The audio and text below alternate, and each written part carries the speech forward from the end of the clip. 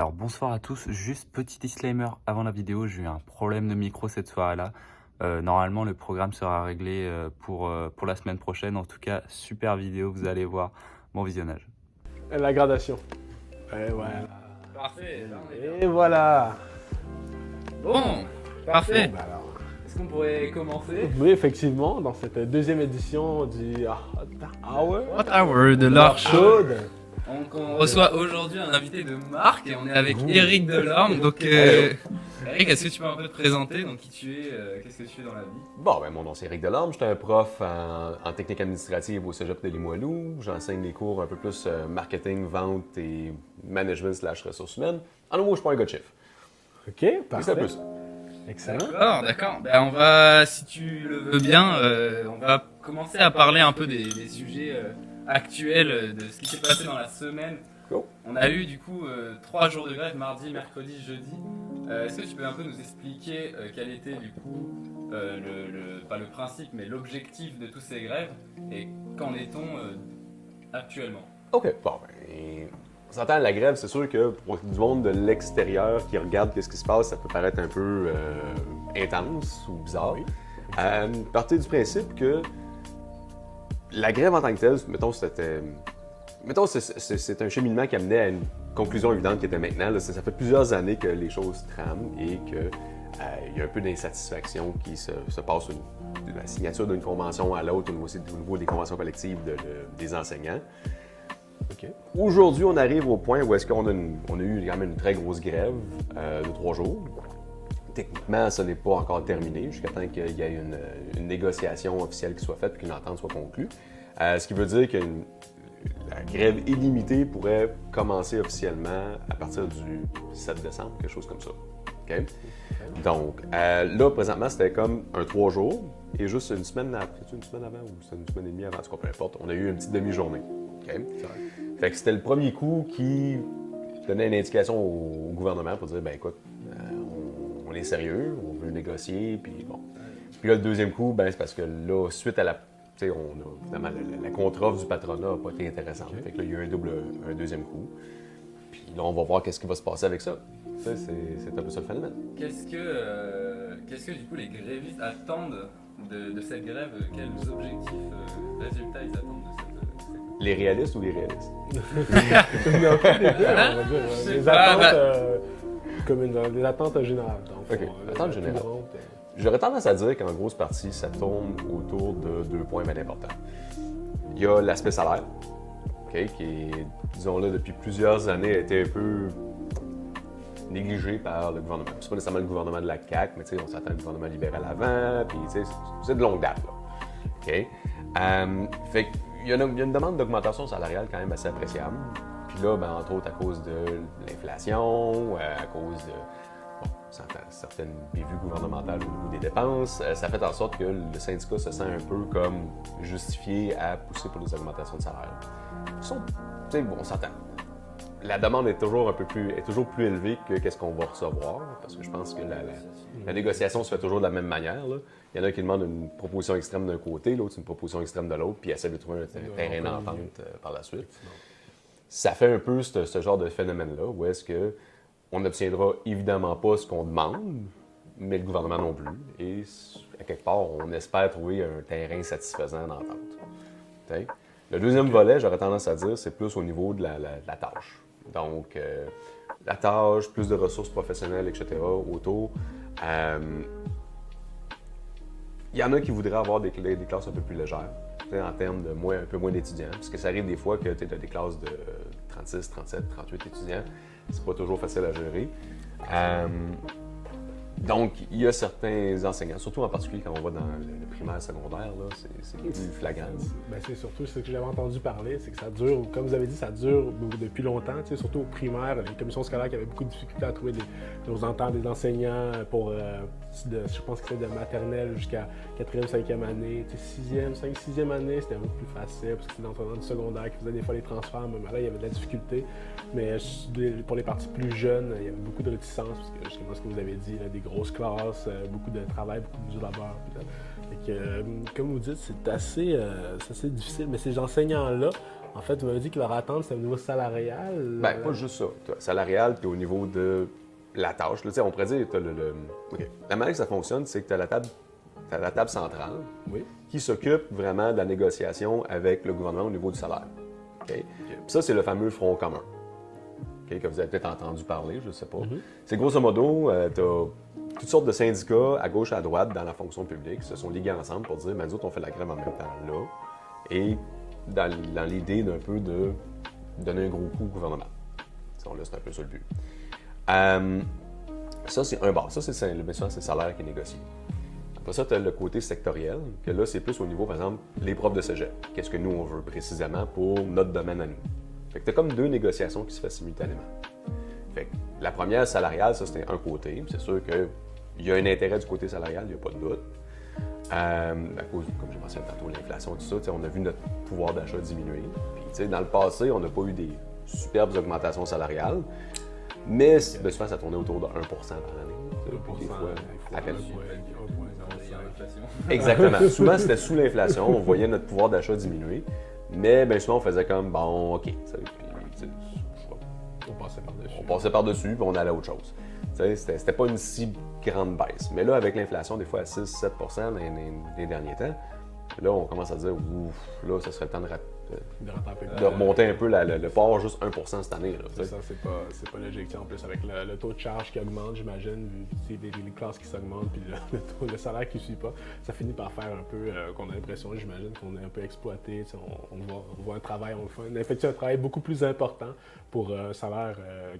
Je dirais pas minime, mais moindre. C'est ça. Non, mais tu sais, on s'entend à la base. On fait pas, en tant que professeur au cégep, on fait pas pitié. Là, on n'est pas dans la rue en train de mendier. Là. Mais ça change pas le fait qu'on veut maintenir notre pouvoir d'achat pour la simple bonne raison qu'on veut que la job soit attirante aussi pour des candidats. Parce qu'on est en pénurie de main-d'œuvre. Puis, t'as du monde qui part à la retraite, puis il faut être capable de les remplacer. Puis, c'est pas toujours évident. Tu sais, juste la dernière session, on a passé au travers 3 phases d'entrevue pour aller trouver des candidats pour, entre autres, combler les postes en comptabilité. C'est pour ça que tu as eu une gang de nouveaux profs qui ont rentré là, la dernière session. C'est parce qu'il y a tellement eu de retraites. Mais là, c'est pas toujours évident à trouver. Est-ce que tu penses que la grève a, entre guillemets, été néfaste pour ces gens-là parce qu'ils ont été informés du fait que, du coup, c'était pas moins bien payé? Est-ce que ça se serait fait naturellement, tu penses? Ou est-ce qu'il était obligé de faire autant de bruit Je pense que c'était nécessaire de faire du bruit. Je pense qu'il y avait une opportunité. Là, tout ce que je dis là, c'est mon opinion personnelle. Je parle pas au nom d'un syndicat quelconque. Là. Oui. Je pense qu'il y avait une opportunité cette année de faire beaucoup de bruit. Justement à cause des circonstances, l'inflation et tout, mais aussi à cause des différentes gaffes gouvernementales. Tu sais, on s'entend, la CAQ a eu tendance à se mettre le pied dans les plombs un petit peu, à se donner des augmentations de salaire à ses députés de, je m'en rappelle plus, 1 là. Puis après, ensuite, offrir des augmentations de salaire de 21 aux policiers, qu'eux ont seulement dit non, pas intéressés, on en veut plus. Puis tu sais que, ensuite, paye quelques millions pour aller chercher les Kings de Los Angeles pour qu'ils viennent jouer à Québec. Tu sais, quand tu as un gouvernement qui vient dire on n'a pas d'argent, puis ils font ça, là, je pense que le syndicat a vu que, tu sais, il y avait du sang dans l'eau. Tu sais, fait qu'il a comme fait, ouais, là, c'est le temps d'attaquer. Honnêtement, ça fait quoi? Ça fait 14-15 ans que j'enseigne. C'est la première fois que je vois une mobilisation aussi grosse.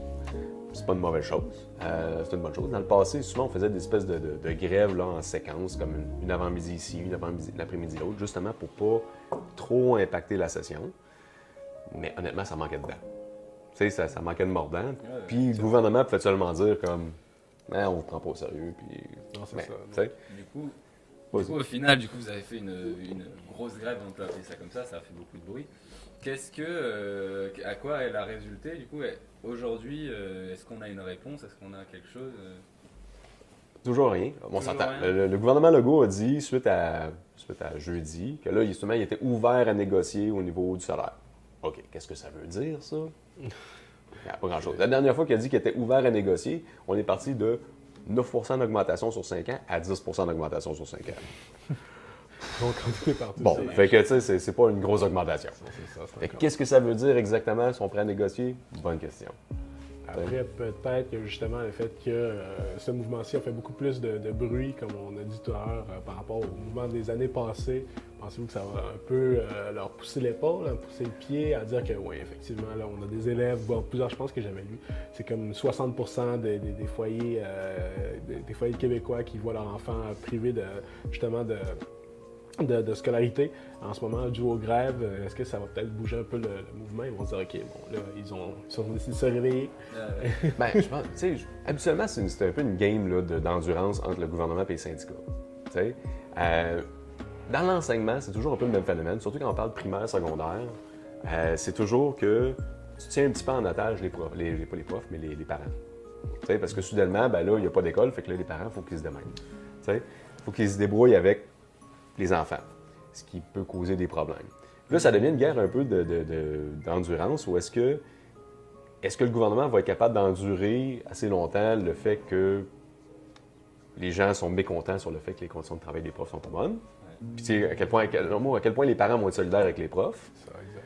Ou est-ce que, éventuellement, les parents vont juste péter leur coche et juste dire, ben là, nous autres, on est tannés. Puis là, le gouvernement, jusqu'à un certain point, a soudainement le gros bout du bâton et dire, haha, gars, voyez-vous, je fais ça pour le bien de la société. T'sais? Fait que c'est un peu ça, cette espèce de petite guerre-là. Je pense que ce qui sauve ce point-là, c'est la pandémie. La pandémie a aidé. Parce que tu as eu une gang de monde qui ont été à distance. Ben, tous les enfants, tous les secondaires, primaires ont été à distance. T'sais? Pour les cégepiens, ça n'a pas été un impact monstrueux. Ben, pour certains, oui, mais pour d'autres, beaucoup moins. Ça n'a pas eu un impact sur les parents. Mais pour primaire, secondaire, ben là, soudainement, il fallait que les parents deviennent quasiment les quasi-profs. T'sais? Puis là, soudainement, ben, je pense que tu en as beaucoup d'entre eux autres qui ont réalisé, OK, la job est difficile. T'sais, moi, je sais que personnellement, je ne fais pas le job d'un prof de secondaire ou de primaire. J'ai pas de tempérament du tout pour ça. Fait que j'essaie d'imaginer, tu sais, tous les parents, soudainement, mis dans cette position-là. Il y en a probablement beaucoup qui ont comme fait, OK, peut-être qu'ils méritent leur salaire. Contrairement aux années passées où est-ce que c'était comme, ils chialent la bouche pleine, puis bon. T'sais. Bon, c'est ce que je disais.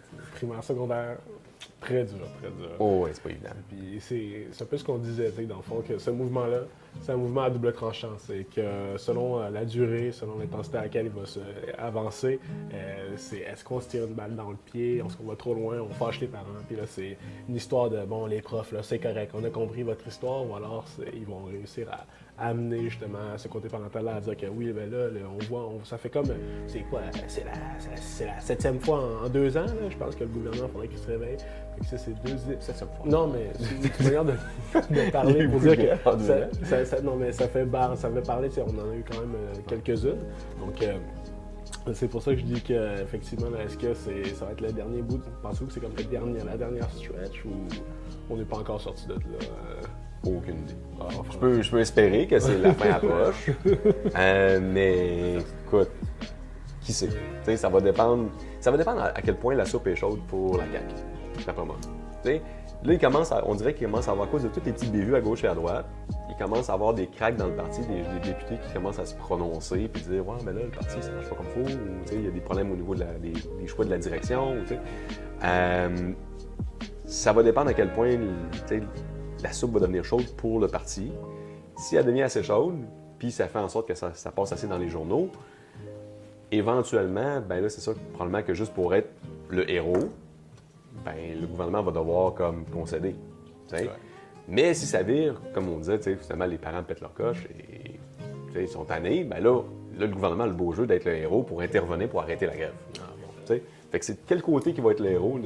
Qu'est-ce qui va amener le côté héroïque du gouvernement? C'est ça la question. Effectivement.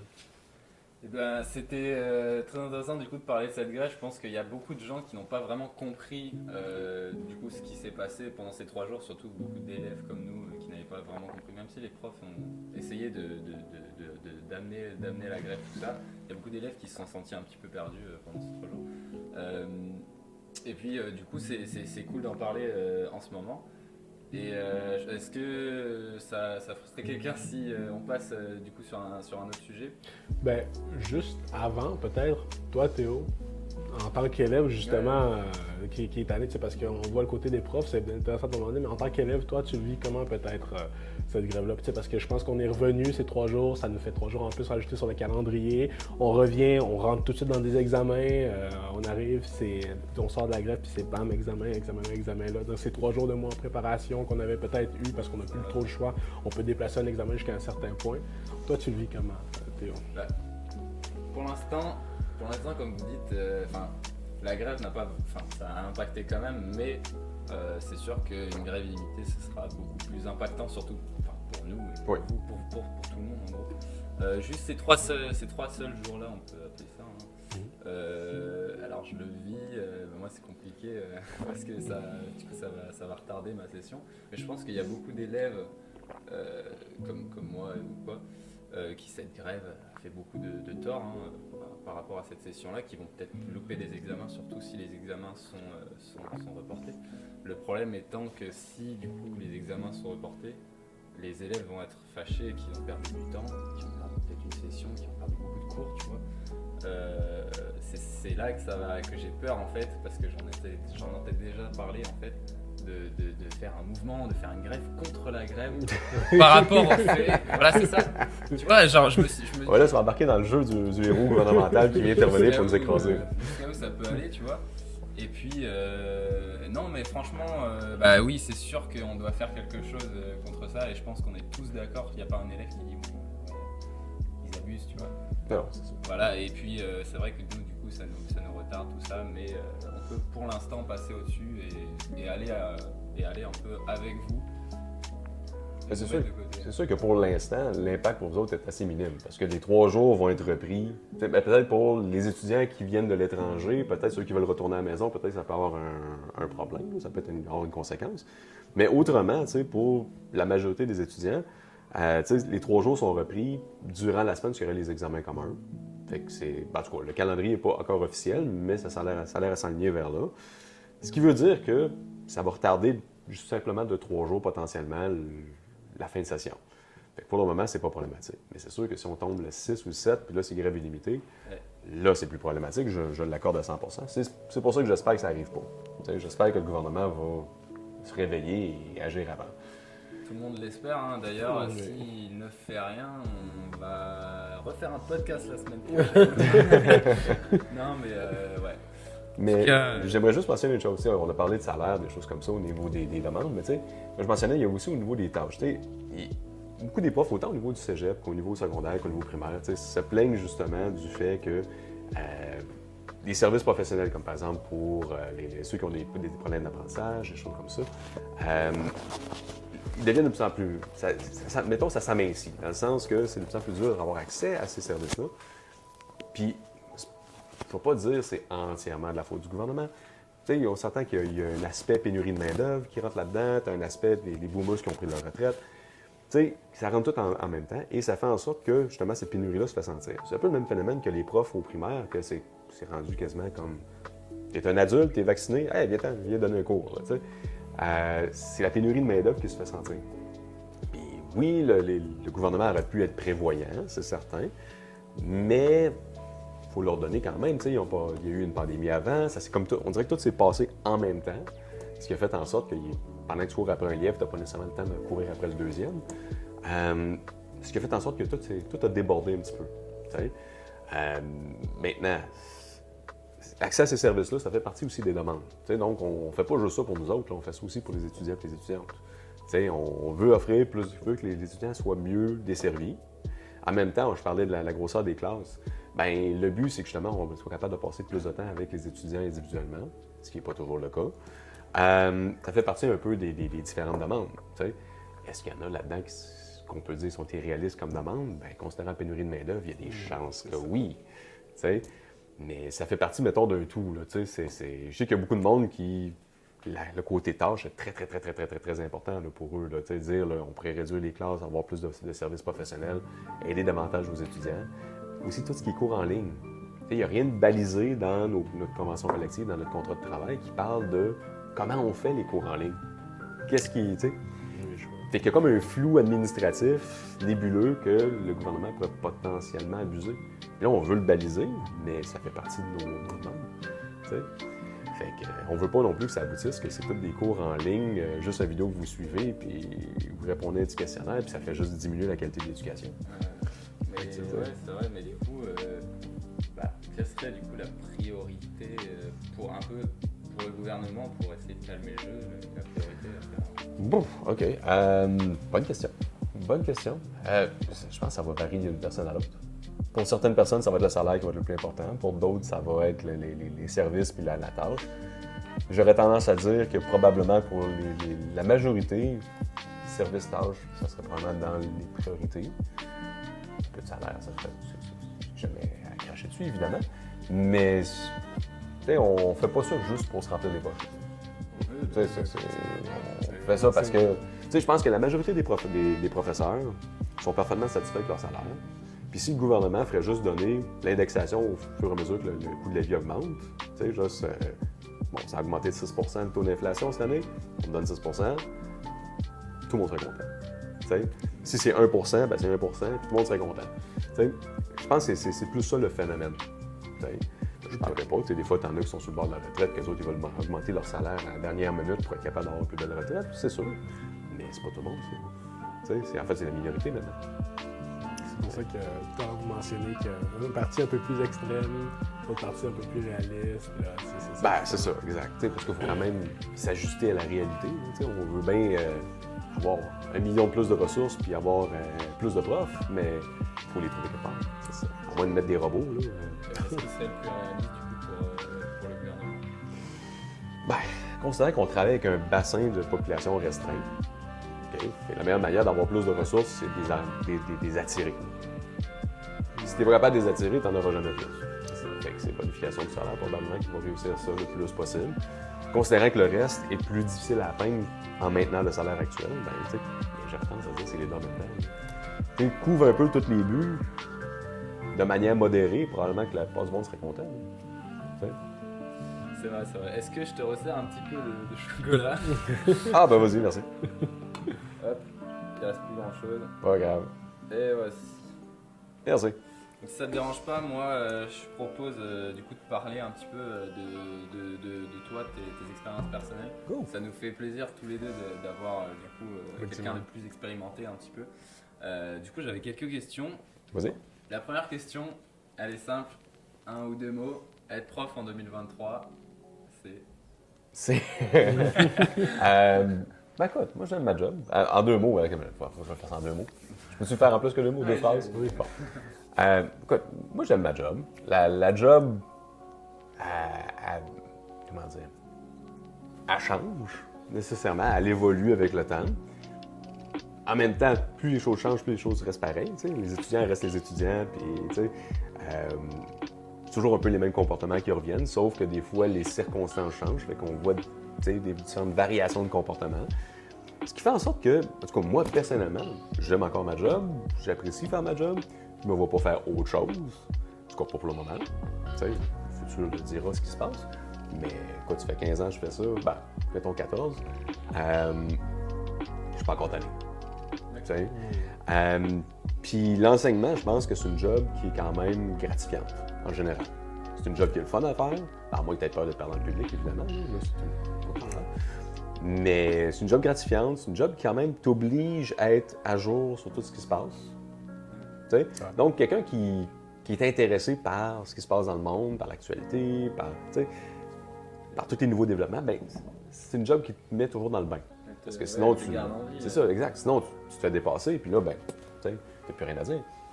Fait que c'est une belle job. C'est un bel emploi. Là, je parle pas nécessairement du monde du secondaire primaire, mais je parle de mon expérience à moi au niveau cégep. Parce que moi, je me demandais, parce que c'est surtout au cégep, parce que beaucoup moins quand tu deviens enseignant, évidemment, au secondaire, primaire, même on pense même à la maternelle, j'imagine que c'est plus une raison de choix, c'est ta carrière vraiment que tu veux faire. Au cégep, souvent, on entend que des enseignants, c'est des anciens travailleurs qui travaillent dans un métier. Est-ce que c'est majoritairement ça, quand on s'en va dans les lignes, plus comme cégep, université? Je te dirais, ça dépend du domaine. Technique administrative, oui, définitif. C'est bien souvent, c'est rare que tu sors de l'université et tu t'en vas en enseignement. Habituellement, tu passes par tu as travaillé quelques années dans le marché du domaine privé ou au pire dans le public, au gouvernement. Puis à la fin, éventuellement, tu tombes dans l'enseignement. plus souvent qu'autrement, un peu par erreur. Puis là, tu réalises, ben, c'est quoi, j'aime ça. Tu as des différentes opportunités qui apparaissent, puis pour une raison ou une autre, tu as un collègue, par exemple, dans mon cas, j'avais une partenaire d'affaires qui donnait des cours et que pour une raison ou une autre, ne pouvait pas donner son cours pendant une session. Elle dit, ben veux-tu le prendre? Ah, ouais, donc, on va l'essayer, pourquoi pas? Puis je me suis fait du fun. Mais c'est sûr que, j'aurais tendance à dire les domaines techniques administratives, géomatiques, des choses comme ça, génie industriel, bien souvent, c'est des gens qui étaient dans le privé avant qui rentrent. Quand on tombe dans le stock un peu plus cours pré-universitaire, on pourrait dire sciences humaines, les sociologies, les histoires, les géographies, des choses comme ça, bien souvent, même mathématiques, les débouchés à l'extérieur sont plus limités. Philosophie, ça fait pas grand-chose. Ça veut pas dire qu'il n'y a pas de job dans le privé en philosophie, tu peux toujours travailler comme éthicien, sur un comité d'éthique, mais c'est limité. C'est très limité. Histoire, même principe. À moins de travailler dans un musée ou d'être un archéologue. Puis encore là, mais souvent, tu es un archéologue, tu es un prof qui se fait payer par l'université pour aller faire de l'archéologie. Tu sais, t'es pris un peu dans ce monde-là. C'est intéressant, tu en as parlé un peu tout à l'heure quand du coup tu as répondu à ma question. Ouais. Ça fait 14 ans que tu enseignes. Moi, je me demandais, est-ce que du coup, il y a des élèves il y a quelques années, voire 10 ans, qui sont... Est-ce que tu vois un peu une différence des élèves il y a 10 ans et des élèves il y a maintenant? Est-ce que tu as senti un peu le changement? Est-ce qu'il y a quelque chose qui... Ah, ben, c'est sûr. Mais ça, c'est la question. Ça, c'est le débat éternel chez les profs. Les étudiants aujourd'hui ne sont pas comme les étudiants d'avant. On voit toujours en rose tout ce qui était dans le passé. On le voit avec nostalgie. Mais bien souvent, qu'est-ce qu'on se rappelle? C'est la 3e année du programme. On se rappelle une fois qu'ils sont partis, la dernière année. Puis, rendu à la 3e année, ben écoute, les étudiants sont rendus rodés. Ils sont rendus bons. L'épuration a été faite, là, dans le sens que ceux qui sont moins bons sont partis. Puis il reste juste pas mal les bons. Fait que, on se rappelle un peu de manière nostalgique de ces étudiants-là. Puis après ça, on tombe sur des premières années, puis on fait comme « Wow! C'est quoi cette affaire-là? » L'écart est grand. Je dirais que tu as cette partie-là.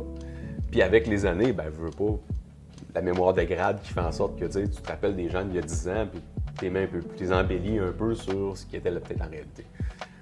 Il y a un autre phénomène, c'est que la job de prof, c'est une job un peu particulière. Où est-ce que l'écart d'âge entre toi et tes étudiants fait juste grandir? C'est vrai. C'est drôle. Moi, quand j'ai commencé, j'avais 33 ans, 34 ans, en tout cas, j'étais dans la trentaine, début trentaine. Okay? Et c'est sûr que le lien que j'étais capable de faire avec mes étudiants était très différent que ce que je peux faire maintenant. Dans le sens que l'écart d'âge n'était pas monumental. Je me sentais un peu quasiment comme un vieil étudiant. Fait que je pouvais jouer le prof cool. Ça marchait. Là, le prof qui comprend ses étudiants, puis qui parle quasiment le même langage, le même jargon. Je pouvais faire ça. Ça marchait. Mais avec l'âge, je veux pas, chaque année qui avance, tes étudiants ont toujours 17, 18, 19 ans, puis toi, ben, tu fais juste augmenter. Puis au fur et à mesure que tu vieillis, ben, l'écart d'âge est de plus en plus grand. Ce qui fait en sorte que moi, aujourd'hui, je suis rendu où est-ce que j'aurais l'âge de votre père. Quand en réalité, j'avais l'âge peut-être du mon oncle cool. C'est vrai que... Ou du grand frère.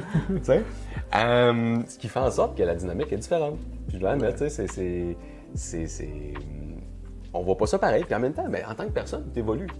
On entend souvent parler de la qualité du français. La qualité du français, les jeunes aujourd'hui ne savent pas écrire, blablabla. Bla, bla, bla.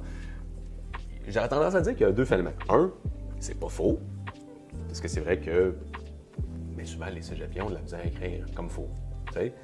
Quoi qu'à vrai dire, c'était vrai il y a 15 ans. Puis je me rappelle, là, avant qu'on fasse des examens, là, je faisais mes examens papier au début, puis bien souvent, je demandais à ma conjointe de traduire. J'étais comme, qu'est-ce qu'il a écrit là? Je peux passer 5 notes des fois sur une copie à faire, qu'est-ce qu'il a écrit? Ça n'a pas de sens, la phrase ne se tient pas. Même l'écriture, je ne suis pas capable de la déchiffrer, ou la structure de phrase est comme incompréhensible. Mais ça, il y a 15 ans, j'en vois encore. Mais on s'entend que les outils à votre disposition font en sorte que vous comblez un peu le manque. Ce qui fait en sorte que c'est un peu moins pire. Puis je dois admettre que votre gang, en première année, j'étais surpris parce que j'étais capable de comprendre vos examens. J'étais comme, waouh, c'est une amélioration! Tu sais, je sais pas ce qui s'est passé, je sais pas si c'est à cause de ChatGPT, mais. Ok. Là, on devrait bien t'entendre. Bon, ben, parfait. Ben, juste pour continuer, tu sais, il y a ce phénomène-là, tu sais, où est-ce que. Oui. On s'entend, c'est toujours la job de la génération passée de chez sa tête de la génération actuelle. Là. On en a parlé. Parlons-en. C'est notre job. C'est la même chose avec quand j'avais votre âge. Ah, les jeunes aujourd'hui, gna, gna, gna. C'est ma faute. C'est un rite de passage. Non, mais juste pour te couper, c'est drôle de se dire quand même que la semaine dernière, on a eu le même discours. On est Exactement pareil. On parlait des jeunes et. On disait que. Ah, les jeunes aujourd'hui, c'est ça, genre, exact. regardez les 15 ans, là, ils Puis- sont tous fous. En fait, on s'imaginait que dans 10 ans, les jeunes dont on parle justement, en ce moment même, auront la même conversation avec leurs Ouais. enfants, leurs faux enfants, etc. Ah, ils sont tous fous. C'est juste Mais ça, c'est la même affaire avec la musique, là, tu sais, c'est toujours les vieux regardent la musique des jeunes, c'est comme, ah, c'est pas de la musique, ça. C'est de la musique, c'est correct. Mais je t'ai coupé. Mais ça, tu sais, mais comme je disais, tu sais, il y a aussi le phénomène, tu sais, les jeunes restent les jeunes, puis ils vont toujours avoir des problèmes avec, par exemple, le français ou les maths ou des choses comme ça. Quoique je dois admettre qu'au niveau des maths, mais ça, c'est peut-être quelque chose de plus cégep et moelleux qu'ailleurs, là, fait que je peux pas généraliser. Les gens avec les maths, on dirait qu'ils avaient un peu plus de misère, mais c'est peut-être parce que les standards des écoles secondaires ont baissé un peu. Mais bon, c'est un détail. L'autre phénomène, c'est le fait que le prof continue à âger. Ben, c'est pas comme s'il arrêtait d'évoluer à 30 ans, là. C'est vrai. Tu sais, prenons juste l'exemple du français. Moi, mon français, écoute, j'étais absolument pourri quand j'avais votre âge, là. Tu sais, toutes mes dissertations en français, là, j'avais toujours 60%. Ou 55, un des deux. OK? Ah, oui. Parce que je perdais genre 40 points juste en faute d'orthographe, là, tu sais. Pour le reste, toute la On est sécurité pas tout structurelle, ça fonctionnait bien. Mais tu sais, fait que j'ai refait mes cours de français comme 2 fois chacun. À cause de ça. Ben, en fait, littérature 1, la 3. Ouais, la 1, la 3, je l'ai faite 2 fois chacun. Fait que je n'étais pas un étudiant modèle.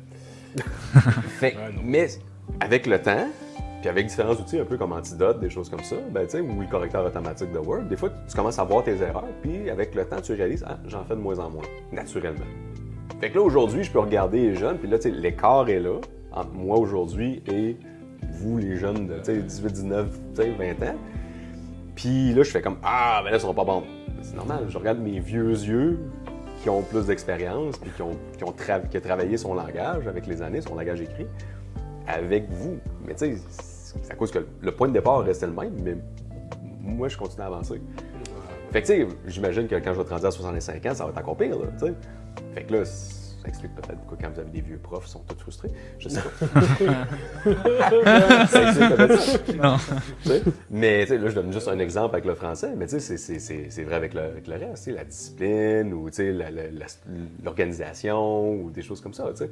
Mais je pense que l'être humain reste l'être humain, puis une personne à 19 ans reste une personne à 19 ans, puis une personne à 40 ou 60 ans reste une personne à 40 ou 60 ans, puis vous n'êtes pas au même niveau, tu sais, pas au même stade dans la vie. Tu sais, vous n'avez pas vécu les mêmes choses. Effectivement. On n'a jamais prouvé, et on n'a jamais vraiment prouvé que les gens qui disaient ça, genre nos parents, du coup, on est une génération moins bien, tu vois. Ouais, c'est vrai. On l'a jamais prouvé. Après, peut-être que c'est vrai, machin, mais on n'a pas, encore une fois, la vérité en bouche. Bah écoute, peut-être que la vérité, c'est que chaque génération est de plus en plus poche, puis c'est possible, tu sais, mais vous faites pas exception à la règle, puis moi, la mienne non plus. C'est vrai, il y a un point à soulever. C'est peut-être une décadence. C'est la question Mais de c'est- commencer quand est-ce que lente, là, tu sais, c'est ça, tu sais. ça a commencé. Non, la question, c'est Ben, parce que- pourquoi Oui, Pourquoi pourquoi ça descend Ah, C'est ben vrai. ça, c'est une bonne question. Pourquoi ça descend, Je sais effectivement. pas, je pose que des questions. Bon, on voit ta tête gonfler d'ici. Non, ben, j'ai une théorie, puis c'est ma théorie personnelle, on s'entend, je ne suis pas basé sur rien, mais il y a une réalité que, si on regarde génération par génération, s'il y a une particularité, c'est que c'est le nombre. OK. Tu sais, la quantité de jeunes. OK? La quantité de jeunes ne va pas nécessairement en augmentant. Quoique là, on va avoir un petit bump là, démographique là, qui s'en vient. Là. Tu sais, on va avoir une petite augmentation, mais ça va continuer à descendre par la suite. La réalité, c'est que la courbe démographique du Québec fait ça. Les jeunes en bas, les vieux en haut. Tu sais, on le voit, les boomers, il y en a une tonne. Ah oui. Puis, tu sais, au fur et à mesure qu'on descend d'une génération à l'autre, les générations X, un petit peu plus, un petit peu moins. Après ça, les Y un petit peu moins, puis les Z un petit peu moins encore. Sauf qu'il y a un petit qui vient justement des programmes gouvernementaux pour inciter les gens à avoir plus d'enfants. T'sais. Mais ça a juste fait un petit rétablissement temporaire, puis ça va continuer à descendre. Puis ça, c'est un phénomène qui est normal à travers tous les pays occidentaux. C'est ce genre de choses qu'on voit. Ça s'urbanise, le monde a moins d'enfants, ça donne ça. Tout, avoir 10 enfants, c'est juste rentable si t'as une ferme. C'est vrai. Tu vis dans un appartement, 10 enfants, c'est pas le fun. T'en veux 1, 2, pas bien plus. Fait que tu te limites. Fait que d'une décennie à l'autre, ton nombre d'enfants, ton nombre de personnes qui vont à l'école diminue. Mais tes besoins en main-d'œuvre sont là pareil. Parce que là, regarde, on a notre génération de baby boomers qui ont tous pris ou presque leur retraite. C'est vrai. Là, tu as un vide. Là, tous les employeurs écrivent on veut des jobs, on veut des jobs, on veut des jobs. Bon, ben, on veut des jobs. On offre des jobs, on veut les employer. Sauf que il n'y a pas nécessairement assez de monde en dessous pour combler tout ça. OK? Fait que là, ça fait en sorte que là, on essaie de pousser le plus possible les jeunes à pas dropper out au niveau du secondaire, ce qu'on pouvait voir bien avant. T'sais, avant, on pouvait se permettre qu'il y ait des gens qui drop out ou avoir des gens qui écoulent leur session puis fait comme ils disparaîtront dans le système, on s'en fout. On en avait beaucoup. La génération X, t'avais des. J'étais pas là, évidemment, quand les cours se donnaient. J'étais pas à Limoilou, mais les vieux profs qui étaient là quand je suis rentré, ils me racontaient ça. Parce que, écoute, ça débordait là, partout. Là. Les locaux étaient pleins à craquer tout le temps. Puis, écoute, même les bureaux de profs n'étaient même pas où est-ce qu'ils étaient là. Il y en avait qui étaient comme à côté de la bibliothèque, puis mis dans le milieu du corridor avec des panneaux de cubicules. Là. Ça débordait. On est loin d'être là aujourd'hui. Ah ben. Ça l'a rétréci. Puis, il y a une espèce de petite guerre entre les différents établissements scolaires, cégep, université, peu importe, pour le bassin d'étudiants qui reste. Puis, le gouvernement, de son bord, il veut combler les emplois sur le marché. Fait eux autres, pour eux, c'est priorité numéro 1, c'est que tout le monde a son secondaire 5. Mais s'il peut aller plus haut, priorité numéro 2, tout le monde a une technique au moins, ou un prix universitaire. Priorité numéro 3, tout le monde est allé à l'université, tu sais. Fait qu'ils poussent énormément pour que les étudiants atteignent des niveaux d'éducation plus élevés pour être capables de combler les besoins du marché, ce qui est absolument logique. Mais la question à se poser, c'est est-ce que tout le monde est fait pour ça?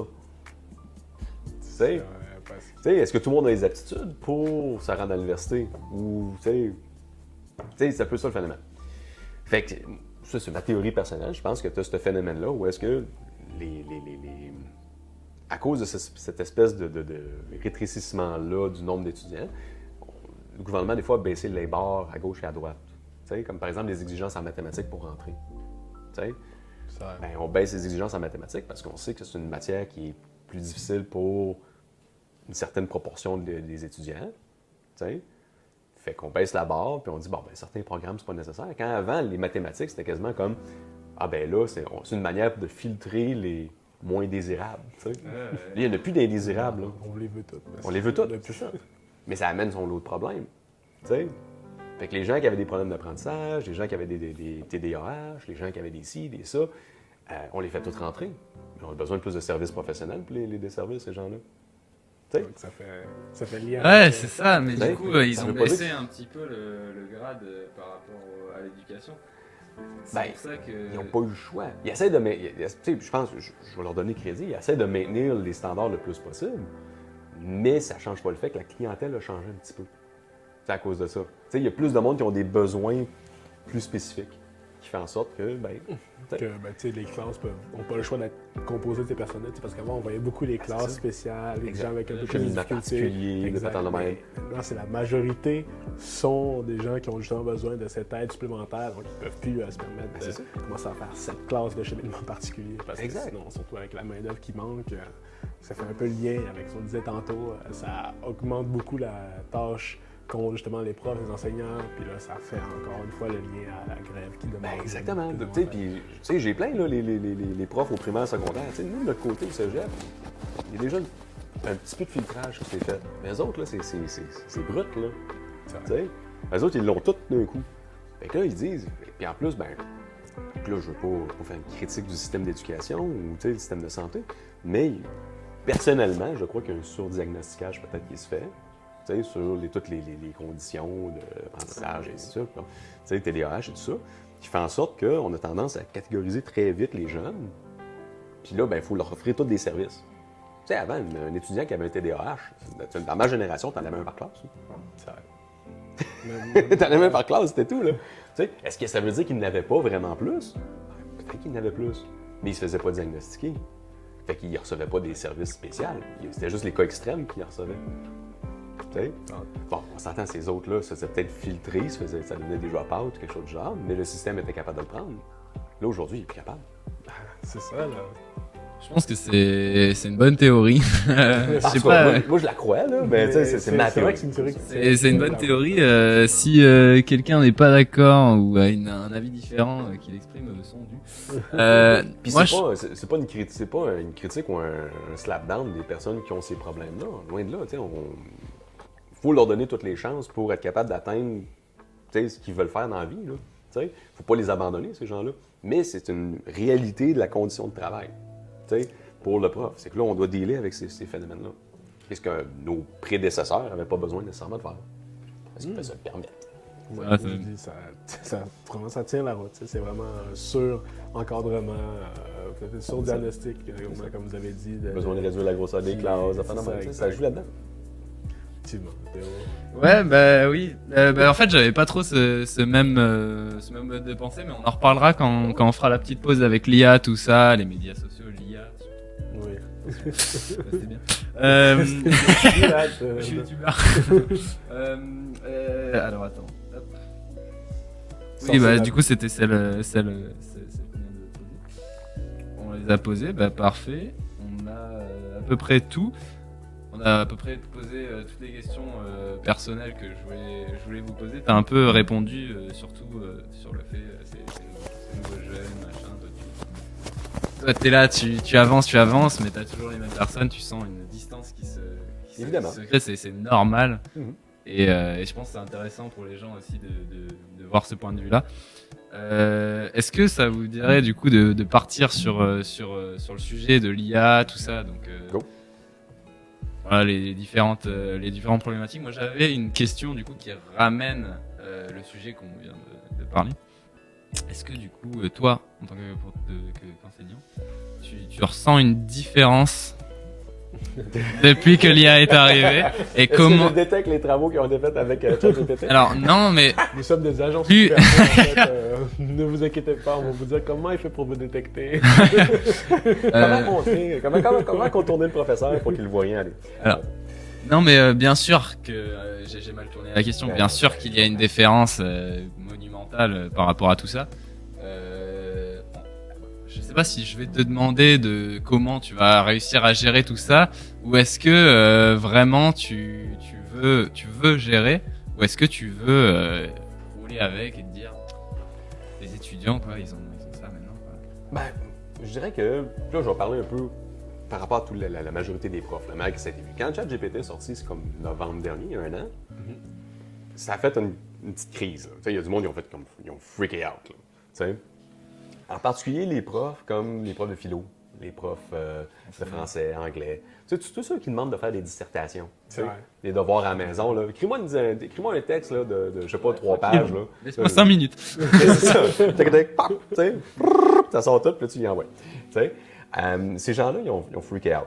Parce que leur méthode d'enseignement ou leur méthode d'évaluation des étudiants était basée un peu sur écris-moi un texte. Puis je vais l'évaluer. C'est sûr que ChatGPT, quand sorti, ça a bouleversé tout ça. Puis là, il y avait du monde qui disait qu'il faudrait le bannir, il faudrait, toutes sortes de choses. J'aurais tendance à dire que c'était inutile. Parce que, la seconde qu'ils ont intégré ChatGPT dans Bing, c'était fini. Ouais, c'est devenu universel, et même si vous bannez ça, c'est sûr qu'il y en aura d'autres qui les Chrome vont mettre Bard dedans, puis là, la prochaine étape, là, c'est Microsoft, qu'est-ce qu'ils font? C'est qu'ils intègrent ChatGPT, ils vont appeler ça Copilot, puis ils intègrent ça directement dans Office. Ah, je savais pas ça. OpenAI, j'avais entendu un peu parler de l'OpenAI de Microsoft, mais c'est ça, c'est que les grandes marques vont prendre cette idée-là, parce que ChatGPT, c'est l'unique expérience A, tu vois.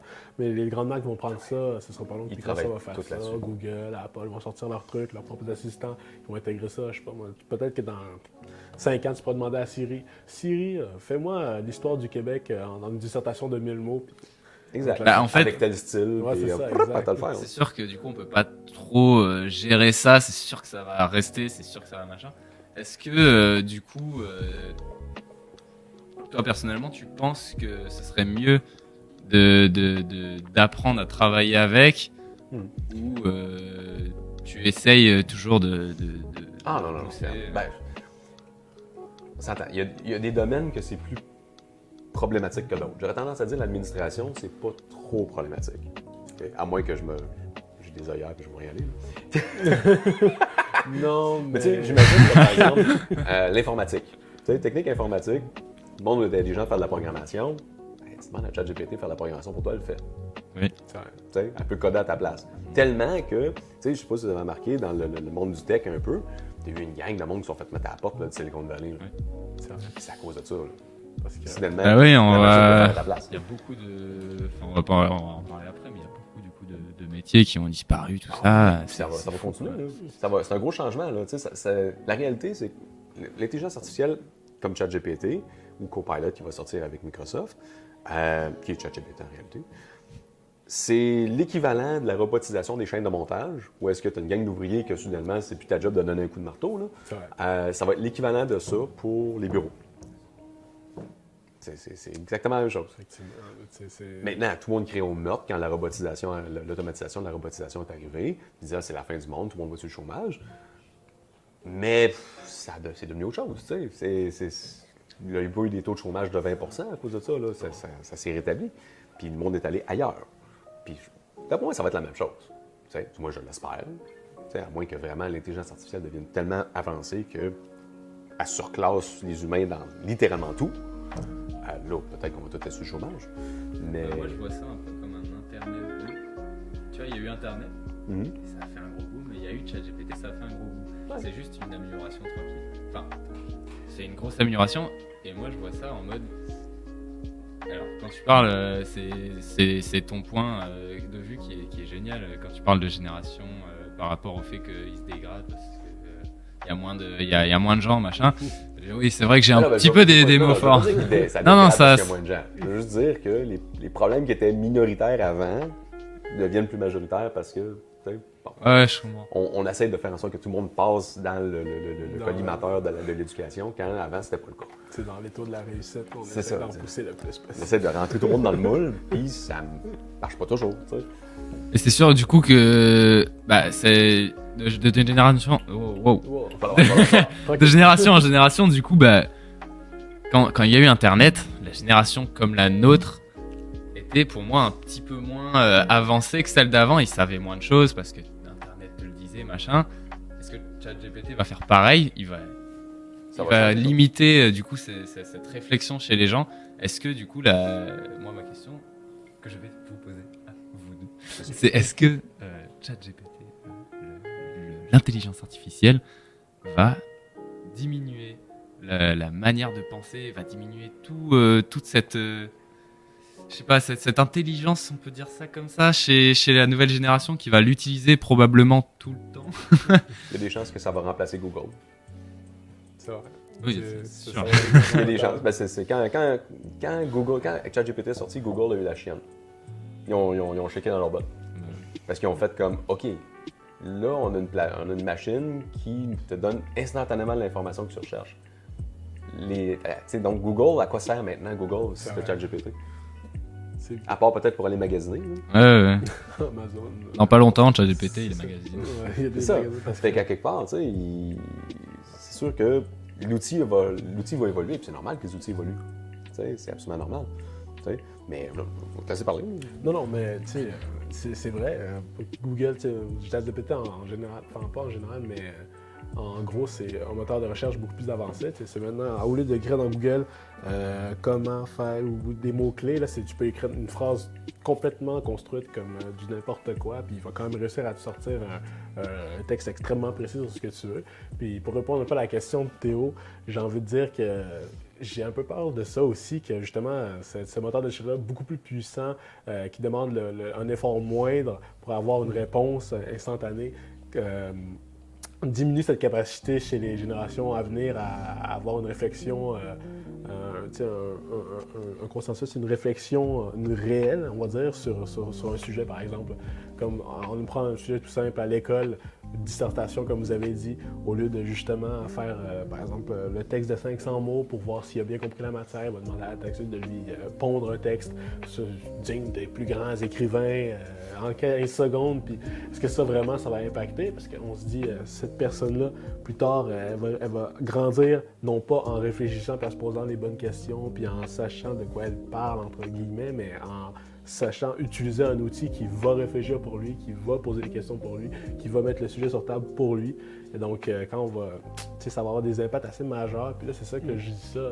Vous, en tant que... Ça m'amène une autre question quand même. Vous, en tant que prof, que vous voyez ça, puis vous dites, est-ce que ça ne met pas votre travail en danger, en quelque sorte? Parce que, tu sais, c'est cette question-là, d'apprendre aux gens, vous êtes là justement pour enseigner. Si ces gens-là ont plus besoin, entre parenthèses, de cet enseignement-là, parce qu'ils peuvent justement avoir accès à un tel outil, est-ce que ça vous fait pas peur dans un certain sens? C'est pour ça qu'on va augmenter notre salaire maintenant. non. Bonne réponse. Avant qu'on se fasse sacrer tout à l'heure. Non, tu sais, la manière qu'on voit ça, je vais vous donner un peu la vision un peu de nous autres en technique administrative, les profs, comment qu'on voit ça. Quand c'est arrivé, c'est sûr qu'il y a eu un choc, mais on s'est vite rassis et on a fait comme, est-ce que c'est concevable même de dire on l'utilise pas? La réponse a été quand même assez unanimement au travail des profs de dire non, c'est évidemment un outil de travail pour le futur et même pour le présent maintenant. Il faut commencer à l'intégrer dans nos cours. Ça devient un outil comme Excel, comme Word, puis là, en plus que Microsoft va l'intégrer dans Office, c'est inconcevable de ne pas l'utiliser. Puis en fait, parce qu'on est en train de concevoir de nouveaux programmes qui s'en viennent dans 2 ans, qui vont commencer dans 2 ans. Puis on veut que ça soit au cœur de ce programme-là quand même aussi, l'intelligence artificielle, comment l'utiliser. Parce que c'est on se dit, un étudiant qui va graduer dans, mettons, 5 ans, parce que là, dans 2 ans, mais 3 ans plus haut, dans 5 ans, qui ne maîtrise pas ça, risque d'être désavantageux sur le marché du travail. C'est vrai. T'sais? Fait qu'on le regarde dans cette optique-là. Là, c'est sûr que nous, de notre côté, il faut s'adapter en tant que prof. On se dit, écoute, de penser à leur demander de faire des grandes dissertations, c'est inconcevable. D'un autre côté, c'est pas trop problématique parce qu'on vous demandait rarement de faire des grandes dissertations. C'est plus les profs de français, anglais, philo qui vous demandaient de faire ça.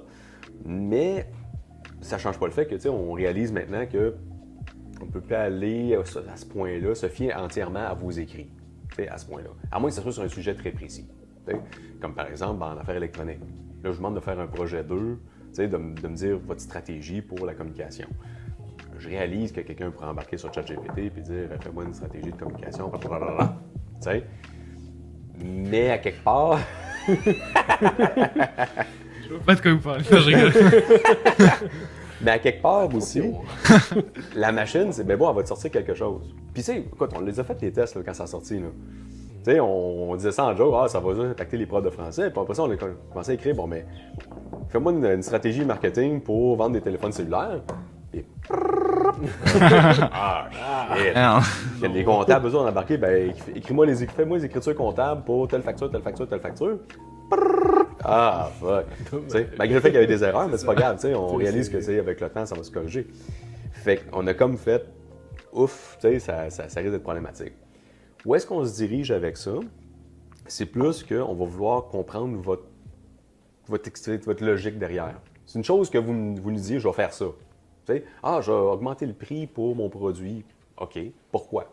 Explique-moi ta logique exactement derrière ça.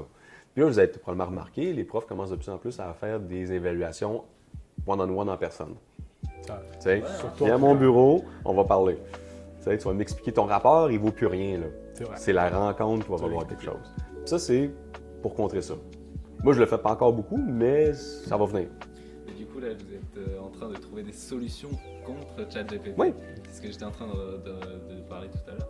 Est-ce que du coup, vous êtes plus sur une optique de trouver une solution pour essayer de limiter ça, ou est-ce que vous êtes en train de trouver une solution pour travailler avec et pour pouvoir dire aux jeunes, bon là, les gars, vous avez ChatGPT, Bon, ben, c'est pour vous pouvez, travailler avec. vous pouvez me faire un travail de fou Tout à fait. avec des expériences, avec un moyen de l'utiliser. Du coup, on est dans quelle optique par rapport à l'enseignement? Est-ce ouais. qu'on est plus dans une optique de travailler avec ou de trouver des solutions contre? Nous autres, on voit que plus vous allez travailler avec, mieux vous allez être avec. T'sais, plus vous allez être à l'aise avec. Quand vous allez frapper le marché du travail, ben, vous allez être prêt. T'sais. Fait que, vous le limitez, c'est pas nécessairement gagnant. Puis, il y a des profs qui ont commencé cette année à l'implanter dans leur cours. Guillaume, de son côté, il a monté son cours de crypto-monnaie, puis il l'a monté avec ChatGPT. Puis il le fait utiliser. Ouais, T'sais. Martin, de son côté, encourage, en tout cas, ce qu'il m'a dit, encourage quand même ses étudiants à utiliser ChatGPT pour faire leur recherche. T'sais. Mais le hic, c'est que ChatGPT n'est pas infaillible. Puis l'intelligence artificielle en général n'est pas infaillible. Elle est capable d'aller chercher de l'information sur Internet, mais l'information sur Internet, est-ce qu'elle est bonne?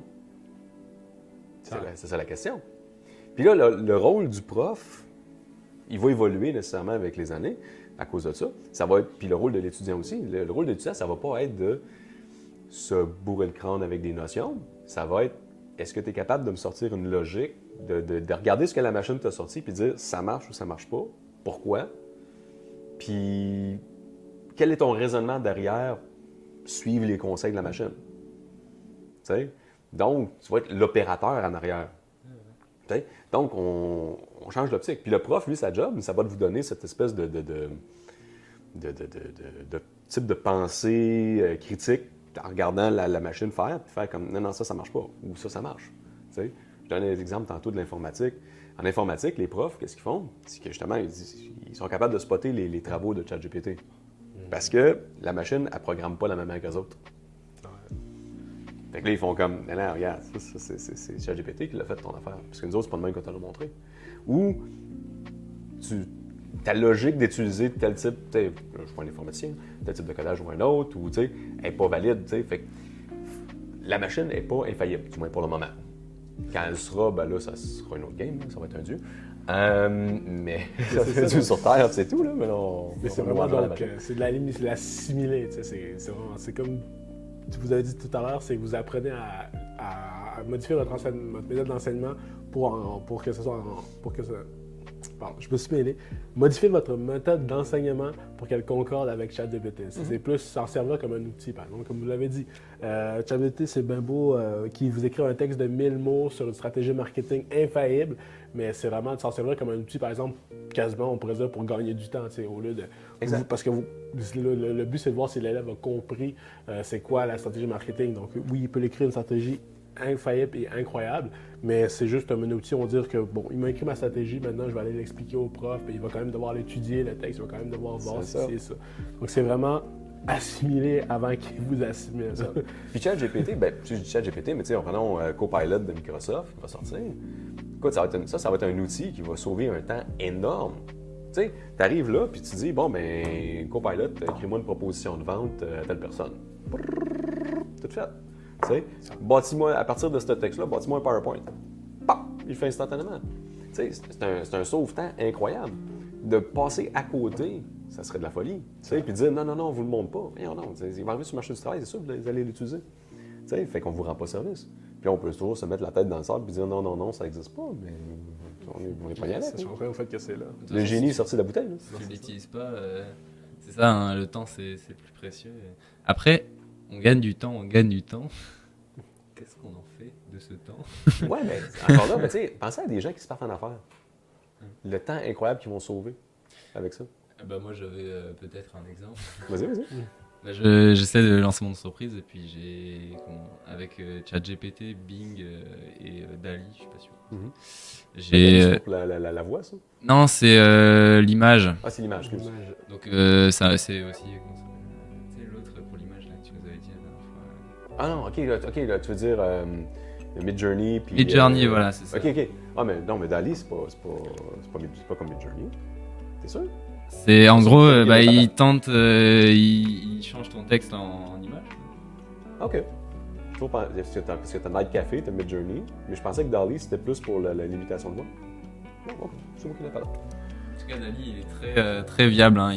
Du coup, je lui ai demandé de faire une affiche marketing, tout ça. Ah, j'ai pas de doute que c'est efficace. Et puis, j'étais impressionné. Mais quand ces technologies-là vont combiner, là, ça va être impressionnant. Qu'est-ce qu'on va être capable de faire là? Très rapidement. Exactement.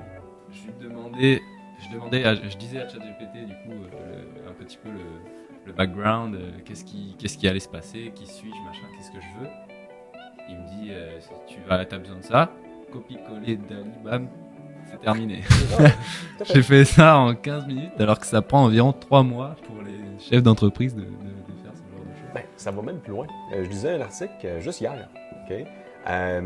Il y a c'était en Espagne, il y a une agence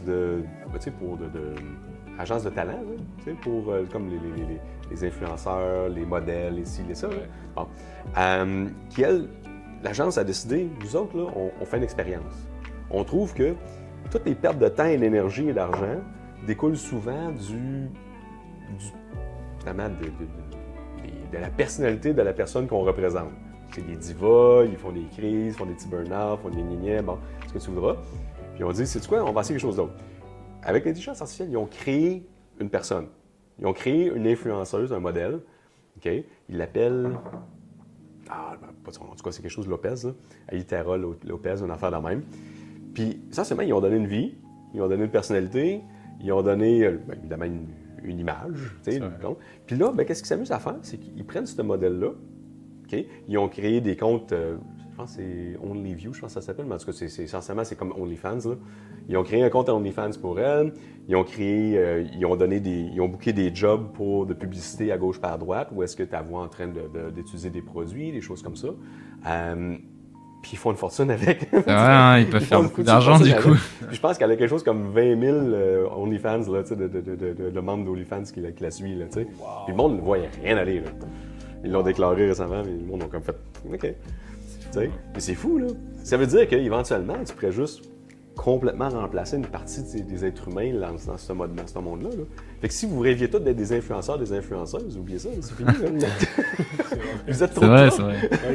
Vous êtes des humains. Comme ça, bon, allez, salut. Vous êtes trop, vous êtes des êtres humains. Pour vous remplacer par des machines, ça coûte rien. T'sais? Fait que c'est fou, là, mais on est rendu là. Fait que là, tu peux répliquer de la voix, répliquer de l'image, du mouvement. Tu peux créer une personnalité à travers l'intelligence artificielle, puis au fur et à mesure qu'on va avancer dans la technologie, plus ça va être perfectionné, puis moins on va voir la différence. C'est vrai que dit comme ça, c'est intimidant. C'est fréquent, hein? C'est intimidant, c'est important aussi pour les gens, peut-être qui étaient un petit peu en retard de savoir ce qui se passe dans le monde en fait, et on met tout ça sur le tapis, c'est sûr quand on voit ça, on se dit c'est quoi la société de demain, tu vois. C'est quoi la prochaine étape? En parlant de ça, justement, il y a quelqu'un dans le chat, Dimitri, qui était venu ici, tu te souviens? Ouais, Dimitri. Effectivement, qui nous dit justement le vol d'identité. Ça, c'est un autre problème problématique que ça peut amener. On a vu, il y avait un temps les deepfakes, les gens ils prenaient des visages, quelqu'un qui ressemblait proportionnellement à une personne, une célébrité, il mettait un filtre sur son visage, et c'était presque la personne, et il pouvait lui faire dire n'importe quoi. Ça aussi, ça fait peur, on pourrait faire dire n'importe quoi à n'importe qui. C'est même pas juste l'image aussi, non, ils peuvent répliquer la voix. La voix, ouais. Je pensais justement que DALL-E c'était ça, mais je me trompe peut-être. Ils ont fait plein d'arnaques par rapport à la voix. J'ai ton fils, donne-moi un million. Clairement, c'est ça. C'était la voix de son fils. Non, c'est fou. C'est fou, là. Fait que ça va être quoi le futur par rapport à ça? Est-ce qu'on va pouvoir mettre cette technologie entre les mains de personnes qui veulent justement faire avancer, ou alors c'est des mains un peu plus mal intentionnées? C'est déjà dans les mains de tout le monde, malheureusement. C'est vrai. Ça va être une technologie utilisée pour faire de l'argent. Ça, c'est certain. Certains. Les grosses corporations vont l'utiliser pour pousser leurs opérations encore plus. Puis aussi, j'aurais tendance à dire, pour combler aussi la pénurie de main-d'œuvre. La technologie vient un peu pile en même temps avec les besoins. Là. Si tu es capable de remplacer une couple d'employés avec cette affaire-là, c'est des employés qu'il aurait fallu que tu recrutes, tu essaies de recruter, mais sur une période de 3 mois parce que tu n'es juste pas capable de trouver des gens, tu plugues ça, puis ça va, ça fonctionne. C'est vrai, et c'est vrai que vous êtes un petit peu plus expérimenté, un petit peu plus âgé, vous avez un métier, vous avez tout ça. Je pense vraiment aux gens, aux jeunes qui nous regardent, qui peut-être se disent « Ok, je voulais faire un métier et en fait, je suis en train de me faire dépasser déjà, tu vois. Qu'est-ce que je vais faire plus tard ?» Et tu te dis « Ah, je vais faire comptable, non. Ah, je vais faire médecin, non. » Non, mais tu peux. Pourquoi tu pourrais pas? Comptable, vous l'avez dit tout à l'heure. Hein. Mais ta job, c'est... Ah, bah, OK. Tu peux être... La job va évoluer. Okay? C'est pas que la comptabilité va disparaître, la job de comptable va disparaître. Le comptable va continuer à opérer. Sa job sera juste pas de rentrer des factures dans le système ou même de jouer avec le système. Son but, ça va être de vérifier que la machine, qu'est-ce qu'elle a fait, était correct, puis de tirer des conclusions, puis donner des recommandations au patron. Puis oui, peut-être que la machine peut sortir des recommandations, mais qu'il y ait un être humain en arrière qui valide, ça, c'est critiquement important. Puis cette personne-là a besoin d'avoir justement les connaissances, puis le bagage, puis l'expertise pour être capable de faire la job. Oui, donc ça fait un petit peu moins peur du coup pour les jeunes, et c'est important du coup quand tu nous parles de ça, de commencer à intégrer cette intelligence artificielle dans l'enseignement, Oui. et dans la société, vu que ça va se faire à un moment ou un autre. Et les gens, il faut qu'ils sachent comment s'en servir, tout ça. Mais c'est sûr qu'il y a des jobs qui vont disparaître. Ça, c'est inévitable. Tu sais, adjoint ou adjointe administrative. Tu sais, si ta job, c'était juste de taper des textes, probablement que tu vas disparaître. Ouais, Tu c'est sais, si ta job, c'était de programmer, juste rentrer de la programmation tout bêtement, t'étais pas la grosse tête en arrière, la personne qui imaginait le concept du logiciel, il y a des chances que tu perdes ta job. Tu sais? Mais encore là, c'est peut-être une opportunité de faire autre chose. Tu sais? Ouais, il y a C'est du coup vrai. des nouveaux métiers qui vont apparaître Oui, aussi. Quoi. Exactement. C'est comme Tu sais? Dimitri dit dans le chat, c'est la fameuse. On parlait tout à l'heure de ça, la première vague, quand justement les robots dans les usines sont arrivés. Effectivement, il y en a qui ont perdu leur travail. Tu sais, Tout à fait. les usines de manufacturation de voitures, c'est plus des gens qui cognent avec des marteaux pour forger la voiture, c'est des machines qui vont prendre le frame de la voiture, etc. Mais derrière ça, ça a créé de nouveaux emplois. C'est des gens qui devaient programmer ces machines, c'est des gens qui devaient maintenir ces machines, veiller à ce qu'elles, justement, maintiennent leur cycle de fonctionnalité. Donc, ça, j'imagine faire la même chose. C'est des comptables qui prennent peut-être, je sais pas moi, 3 jours pour taper un rapport qui vont disparaître, mais derrière, c'est un comptable qui va en prendre un pour vérifier le rapport que le robot a tapé en 3 heures au lieu de 3 jours. C'est lui qui va prendre la relève, etc., etc. Donc, les métiers vont évoluer, c'est sûr, par rapport à ça. C'est une deuxième, on pourrait presque dire, c'est une deuxième phase d'industrialisation qu'on est en train de vivre à ce moment-là. Comme un autre step là, qu'on vient de rencontrer, qu'on C'est vient ça, de exact. franchir. Là. Tu sais, puis tantôt, tu demandais si ça allait faire en sorte que ma job allait devenir désuète. Probablement pas. Tu sais. Mais je peux peut-être faire en sorte que la machine corrige toutes mes copies d'examen. Là. C'est vrai. Donc, ça va simplifier ma vie. C'est vrai. Eric, jusqu'à quelle heure as-tu corrigé les examens? Oh, ça m'a pris 5 3 mois. jours. Mettez ma paye sur 3 jours. Non, mais tu sais, je donne un exemple. Tu sais. Mais d'un côté, si le prof fait sa job comme il faut, puis que, tu sais, ses examens sont assez complexes que la machine ne peut pas tout de suite sortir de, tu sais, tirer des conclusions faciles ou répondre aux questions facilement, ben là, c'est sûr que ça demande que le professeur soit impliqué. Tu sais. Moi, je sais que la manière, quand ça a sorti ChatGPT, la manière que j'ai réalisé que je peux fourrer la machine, c'était avec certains de mes examens. Vous étiez avec moi là, en marketing. Tu sais. Ouais. Mes sujets d'examen, ce qui était bizarre. C'est vrai. Mais oui. Rappelez-vous les mises en situation que je vous donnais. Là. Puis ça n'a pas de sens. Il y avait- C'était toujours des affaires, le petit fait que Oui, on a oui, un oui. petit animal de compagnie, puis il s'incinérait là, après 24 heures. Là. Tu sais, bon, Ça, c'est toujours des dimensions. c'est toujours des affaires farfelues, là, les bulles de temps, des affaires de même. Ça, tu fourres la machine. Ah ouais. Ça, la machine, elle comprend pas. Parce que la machine, elle se base toujours sur ce qu'elle connaît, Connaît sur la l'existence. réalité. Mais si tu embarques dans l'imaginaire, là, C'est avec l'animal qui font après 5 secondes, l'animal de compagnie qui il fait juste disparaît. incinérer. Comme... T'as ça. C'était cocasse. C'est quoi, ouais, ça, moi, je trouve ça drôle. Mais ça fourre la machine. Ça, la machine n'est pas capable de comprendre. C'est vrai. Après tout, ChatGPT, c'est une intelligence artificielle qui prend ces informations de bases de données déjà existantes, mais la différence avec Google, c'est qu'elle est en constante évolution. Donc, si tu lui parles de chiens qui font, Elle comprendra à pas. moins qu'elle ait accès au Darknet, là, puis même là, ça se pourrait pas qu'elle te sorte Ben, des... il faudrait que ça existe. Il faudrait que ça existe pour qu'elle puisse comprendre c'est quoi. T'sais. Mais autrement, elle comprend pas. T'sais. Fait qu'il y a une manière de quand même contourner la machine puis s'assurer que l'étudiant tu ne peux pas vraiment utiliser la plateforme pour, on pourrait dire, tricher entre guillemets, tu sais. Mais c'est ça. Mais je pense qu'à la base, ça va quand même aider sur bien des points. La question, c'est jusqu'où ça va aller. Du coup, je pense pour finir un peu sur cet accès IA, tout ça, la dernière question, vous allez répondre par oui ou par non. Est-ce qu'il faut avoir peur de l'IA en 2023? Elon Musk, bonsoir. En 2023, non. En 2030, 2040, je sais pas. Ça je suis un peu du même avis comme on dit, on est dans un début, c'est le début d'une ère qu'on découvre, donc on ne sait pas vraiment. Là, on peut juste, comme a dit Eric, avec plein d'exemples, on peut juste l'assimiler et essayer de mettre nos métiers en cohésion avec justement cette nouvelle technologie. Mais est-ce qu'elle va finir par nous dépasser? Est-ce qu'à un moment donné, on va finir par faire en sorte qu'elle soit assez intelligente pour passer d'elle-même, etc. Jusqu'à, je dis pas qu'on va habiter dans un monde Dans Matrix. Matrix ou encore Terminator. Terminator, exact. Skynet va nous nuker. Mais bon, est-ce que dans 2 ans, on pourra lui dire quoi faire, comme on lui dit quoi faire maintenant? On sait pas. Ou est-ce que c'est l'intelligence artificielle qui va nous régner et ça va régler tous les problèmes de gouvernement qu'on a et tout le monde va être heureux? L'intelligence artificielle, moi je pense qu'il va leur donner des salaires. Exact. Alors, Bonne job. moins de gens. Selon mes calculs.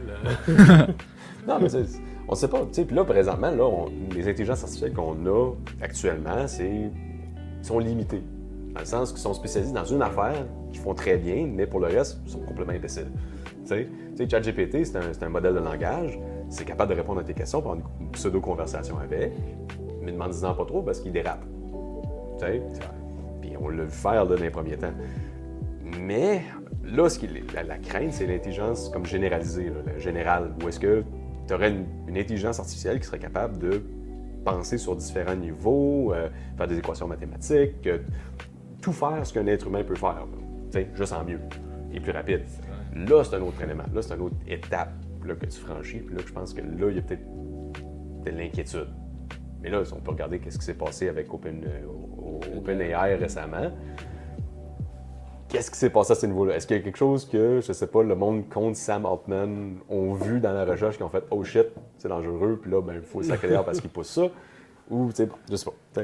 On peut tirer des conclusions puis faire des théories conspirationnistes, là, mais bon. L'avenir nous le dira. Ouais, c'est vrai. Quand les bombes tomberont, ça. Ouais, Je voulais, pour un peu finir tout ça, je voulais savoir surtout avec toi comment tu vois l'avenir comment tu vois Google, parce que Google c'est quand même un gros truc. Ils ont Lens, ils ont les devoirs maintenant. Google peut faire tes devoirs. Ils ont fait une pub sur les devoirs. Enfin, je trouvais ça un peu bizarre. Attends, puis Google peut faire tes devoirs. Oui, tu vas sur Google Lens. OK. T'as un devoir de mathématiques. Tu le prends en photo. Ah, ok, oui. Et ils ont fait des pubs, ils ont fait la publicité sur ça, tu vois. C'est vrai. C'est super fort. Ils ont Bard, ils ont beaucoup de choses. Google, c'est très, très gros. Est-ce que toi, tu te dis que c'est peut-être un petit peu, un petit peu surdimensionné de se faire un peu contrôler? Franchement, Google, ils sont plus forts que tout le monde. Ils sont au-dessus des gens et ils nous contrôlent un petit peu. Présentement. Mais Google est fort, oui. Pas plus fort que Microsoft. Ah ouais? Microsoft est plus puissant. Microsoft contrôle les entreprises. T'sais, la population, on est habitué d'utiliser Google, mais c'est une fois que tu arrives dans le monde corporatif que tu réalises que c'est Microsoft qui domine. Microsoft est partout. C'est vrai. C'est pour ça qu'il y a à peu près personne qui a... À part les graphistes, il n'y a personne qui a des Mac. Tout est PC. C'est parce que c'est Microsoft partout. Puis tu regardes dans quoi qu'ils investissent, Microsoft, ils ont des investissements. On peut regarder Alphabet, là, qui est la compagnie mère de Google, puis tu peux dire, ils ont une compagnie de ci, puis une compagnie de ça. C'est rien à comparer à ce que Microsoft fait. C'est encore des peanuts. Puis là, avec le fait que Microsoft contrôle OpenAI, là, et contrôle ChatGPT, qui est l'intelligence artificielle la plus avancée présentement, la sky's the limit là, pour eux autres. Là, ils vont dominer, là, c'est assuré. Et du coup, c'est fou de se dire que, en 2023, on est contrôlé par beaucoup de choses, par TikTok, par Microsoft, TikTok, Google. se fait bannir. C'est vrai. Mais tu vois, il y a des... surtout les gens un petit peu, surtout nos prochaines générations. Je suis encore 80 ans. Surtout les gens après nous, ils vont, je sais pas, plus être contrôlés par des gens au-dessus qui vont leur donner leur feed d'actualité, qui vont leur donner les informations. Non, je comprends ce que tu veux dire. Puis, tu sais, c'est sûr que, tu sais, tantôt, tu penses que tu avais posé la question par rapport aux jeunes, là, tu sais, comment ils sont. Il y a une chose quand même qui est problématique, mais ça, c'est un problème de société en général, c'est que les gens prennent leurs nouvelles à travers les médias sociaux, de plus en plus. Tu sais, le monde, on est Puis, tout ce qui est nouvelles de médias sociaux, bien souvent, c'est polarisé d'un bord ou de l'autre. Il n'y a pas de vérité ou il n'y a pas de juste milieu. Tu sais, il n'y a rien d'impartial. T'sais, la nouvelle impartiale est de moins en moins présente, puis ça fait en sorte que le monde a tendance à recevoir les nouvelles qui fit avec leur mindset. T'sais. Si t'es conservateur, tu reçois de la nouvelle de conservateur. Si t'es plus à gauche, tu reçois de la nouvelle plus à gauche. Ça lie un peu dans pensée. Oui, mais tout à fait, oui. Je voulais te les montrer, là, juste Google est capable de savoir là, de quel côté tu es au niveau de tes achats, mais aussi au niveau politique, au niveau ci, au niveau ça. Ils savent là, quoi t'envoyer. Là. Fait que c'est sûr qu'il y a un contrôle sur. Il va y avoir un problème à ce niveau-là. Au niveau du contrôle de l'information, qui reçoit quoi, et comme tu sais, est-ce que la population va être informée sur qu'est-ce qui se passe vraiment. Mais de l'autre côté, tu sais, on n'est plus en 1950 où est-ce que tu avais une source de nouvelles. Puis on s'entend que les corporations ont aussi leur doigt sur la balance sur les nouvelles, mais de l'autre côté, ça a toujours été aussi. Puis avant, le monde n'était juste pas informé. Fait que, pas informé versus mal informé. C'est drôle de dire qu'on a parlé de grève, tout ça, de mouvement. Il se passe quoi là? Je sais pas, il y a un feu. Je pense que c'est. Je pense que c'est la parade des marionnettes ou je sais pas de quoi, ça se peut. C'est possible, on est sur la rue. On est sur une rue passante, on va dire ça comme ça. On est sur une rue quand même assez. Moi je propose ici, si vous avez un peu d'autres derniers trucs à dire avant de finir du coup la réunion, le live, la petite table ronde, est-ce que vous avez. Non, franchement, je trouve qu'on a bien fait le tour, on a bien parlé. C'était on va dire un podcast complet, une discussion, on a eu une bonne discussion. Je trouve qu'on a abordé des bons points. Puis, si ce n'est que ce fut un plaisir de vous recevoir. Merci beaucoup d'être venu. On vous retrouve quand vous voulez. Parce que nous, c'est un petit projet qu'on monte, puis on essaie de faire du mieux qu'on peut pour que ce soit assez bien, assez carré, on va dire ça comme ça. Mais c'est vraiment un plaisir que des professeurs nous aident, nous supportent, puis s'investissent dans notre petit projet. Puis ça nous encourage pour le futur. Good. Ben, gars, écoute, quand tu m'avais parlé de ça, je trouvais ça le fun. Fait que oui, je voulais participer, clairement.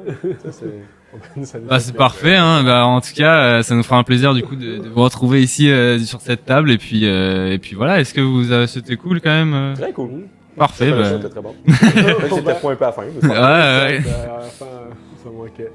Bon ce fut un plaisir, hein. Merci aux gens qui ont suivi. À nos internautes. Et avant de se quitter, je rappelle qu'effectivement, même chose, on est sur un horaire, on va dire ça, un schedule un weekly assez schedule. précis, ouais. Donc la semaine prochaine, samedi, dans les alentours des mêmes heures, on va vous dire tout ça sur nos réseaux, mais dans les alentours de 17h, 18h, on est de retour avec 2 nouveaux invités et des sujets encore plus croustillants. Et merci de nous avoir écoutés. Et sur ça, on vous souhaite une excellente soirée et au plaisir de vous revoir. Bye bye. Salut tout le monde. À la prochaine.